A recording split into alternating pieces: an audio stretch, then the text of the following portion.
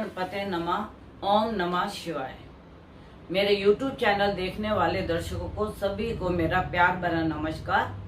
आपने मेरी पिछली कितनी वीडियो देखी होंगी जिसके अंदर कि मैंने आपको स्पष्ट बोला है कि जब कोई ग्रह किसी नक्षत्र में होता है तो वह उसका भी फल देता है जिसके वह नक्षत्र में बैठा होता है।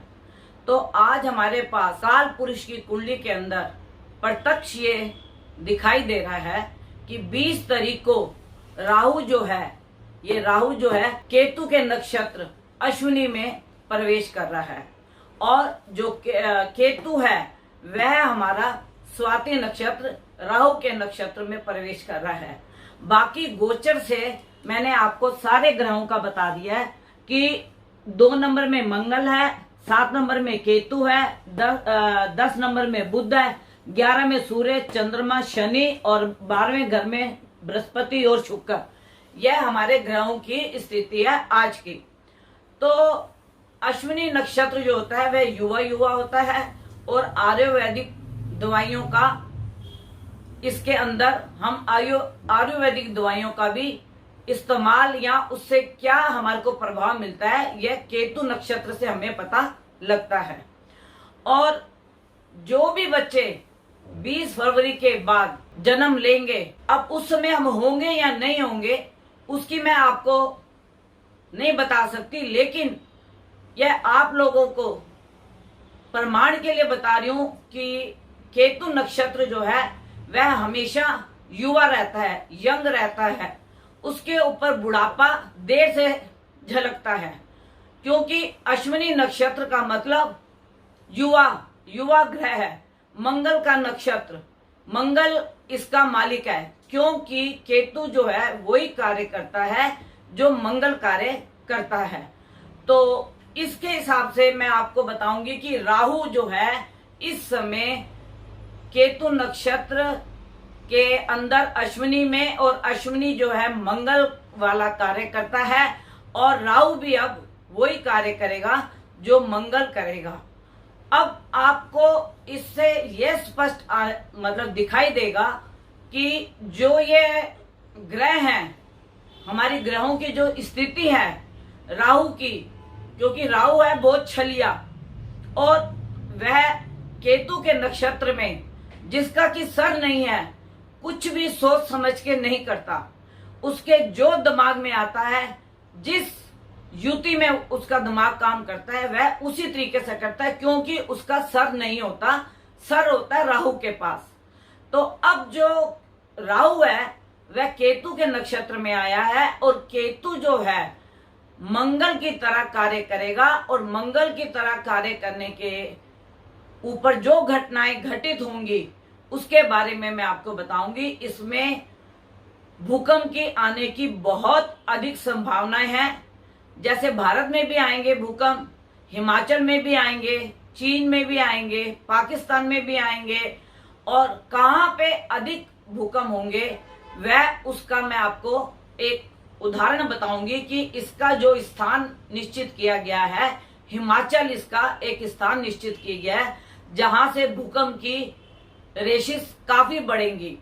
और दिल्ली एनसीआर में भी भूकंप के झटके आएंगे, लेकिन इतने बड़े झटके नहीं आएंगे। कुछ झटके अभी आए भी हैं और कुछ हल्के झटके हमारे को महसूस भी होंगे।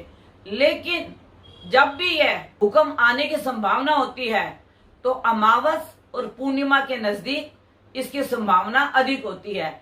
1 या 2 दिन पहले या 1 या 2 दिन बाद भूकंप की स्थिति बनती है।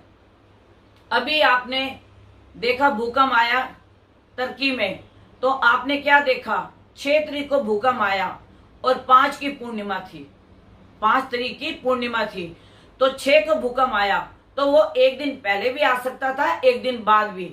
और विधि के विधान को कोई रोक नहीं सकता। अगर हम ये बोले कि हमने ये भविष्यवाणी कर दी तो हमारी भविष्यवाणी सत्य होगी, भूकंप आ गया या कहीं बाढ़ आ गई या कहीं पे कोई एक्सीडेंट हो गया या कहीं पे अगजनी की घटनाएं हो गई, क्योंकि ये प्रकृति आपदाएं अपने समय पर आती और जाती रहती हैं। लेकिन इसका ज्ञान, इसकी अगर आपको इंट्यूशन या सिक्स सेंस हो तो आप इसका प्रेडिक्शन बहुत आसानी से बोल सकते हैं। लेकिन मेरा आप सबसे एक ही निवेदन है, जो ये अभी राहु नक्षत्र अश्विनी में आया है, इसके साथ भूकंप की घटनाएं बहुत घटेंगी और इसके बाद भूकंप के साथ कुछ राजनीतिक हमले भी होंगे। उसके बारे में भी मैं आपको डेट बताऊंगी और कौन से महीने में होंगे, क्योंकि आप महीना ले लीजिए जब गुरु प्रवेश करेगा राहु के साथ। अप्रैल में 22 अप्रैल को गुरु प्रवेश करेगा राहु के साथ। तो राहु के साथ प्रवेश करने से वो भी अश्विनी ही नक्षत्र में प्रवेश करेगा। अश्विनी नक्षत्र केतु का और मंगल वाले कार्य होंगे। और जब राहु और बृहस्पति की युति बनी और इसके साथ जब इनकी डिग्रियां मिलेंगी, उस वक्त में राहु का बृहस्पति के साथ चंडाल योग बनेगा। इसके लिए मैं अपने दर्शकों को बताना चाहती हूं कि जिनके भी ग्रह अगर पंचम में, नवम में, एकादश में या तीसरे घर में स्थापित हैं, उनको लाभ होगा। जब भी कोई शुभ ग्रह केंद्र में या त्रिकोण में हो तो उसका उन्हें लाभ अवश्य मिलता है, लेकिन उसके ऊपर किसी क्रूर ग्रह की दृष्टि नहीं होनी चाहिए। और इसी प्रकार अप्रैल के महीने में सूर्य का राहु के साथ अंगारक योग बनेगा और वहां पे बृहस्पति भी होगा। कुछ धर्म स्थान में अनहोनी घटनाएं होने की संभावना है, क्योंकि बृहस्पति धर्म स्थान का मालिक है। लेकिन सूर्य के साथ राहु का जब अंगारक योग अप्रैल में बनेगा, 14 अप्रैल से लेके जून के पहले हफ्ते तक, तो कहीं पे अगजनी की भी घटनाएं होंगी, कहीं पे राजनेताओं के ऊपर भी कुछ स्कैंडल बाहर आएंगे और कुछ मिलिट्री एंड पुलिस बल के भी स्कैंडल बाहर आएंगे। यह आपका जो समय होगा, यह आपका समय होगा जुलाई से लेके अक्टूबर तक का समय।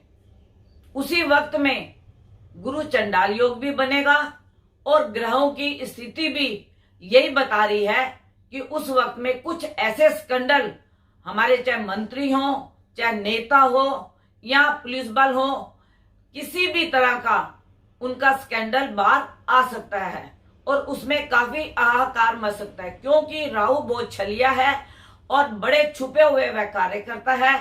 और जिस प्रकार से राहु के साथ अंगारक योग बनेगा, क्योंकि सूर्य की युति बनेगी, सूर्य सब ग्रहों का राजा है और राजा होने के करके कुछ राजनेताओं के ऊपर लाछन भी आ सकते हैं।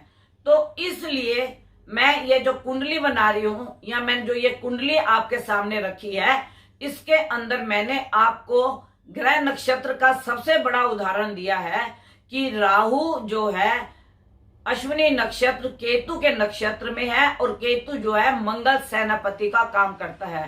तो सेनापति का काम करने से सेना के बल में, जैसे पुलिस बल हो गई, मिलिट्री हो गई, इसके कोई ऐसे स्कैंडल या कुछ ऐसी बातें बाहर आ सकती हैं। लेकिन जो भूकंप की संभावना है वह 7 मार्च को आने की, या 7 मार्च से 1-2 दिन पहले या 1-2 दिन बाद, क्योंकि पूर्णिमा है और अमावस, जब अमावस और पूर्णिमा होती है या ग्रहण का समय होता है, उस समय भूकंप की संभावनाएं बहुत बढ़ जाती हैं। और जो ये राहु है, ये काल पुरुष की कुंडली के अंदर लगन में बैठा हुआ है और अगर हम इसमें लगन से इसको अगर हम देखते हैं तो 10वें घर में बुध बैठा हुआ है और मकर राशि है, उसका स्वामी लाभ स्थान में है और सूर्य के साथ वह अस्त हो गया है 8 फरवरी से लेके 5 मार्च तक। इसमें मेरे पास बहुत से दर्शकों के फोन भी आए हैं और व्हाट्सएप पे मैसेज भी आए हैं। कईयों की नौकरियों से उनको जवाब मिल गया और कईयों की प्रमोशन हो गई। प्रमोशन कैसे हुई कि उनके ग्रह अच्छे स्थान में त्रिकोण में बैठे थे, लाभ स्थान में बैठे थे और उसके ऊपर किसी क्रूर ग्रह की दृष्टि नहीं थी। और जिसके ऊपर क्रूर ग्रह की दृष्टि थी, या वह ठीक स्थान में नहीं बैठे थे, अष्टम में थे, द्वादश में थे या छठे घर में थे, तो उनके जो है नौकरी के जाने के भी चांस हुए। और बहुत से मेरे पास दर्शकों के फोन भी आए हैं कि उनको उनकी नौकरी से हाथ धोना पड़ा। ये क्यों?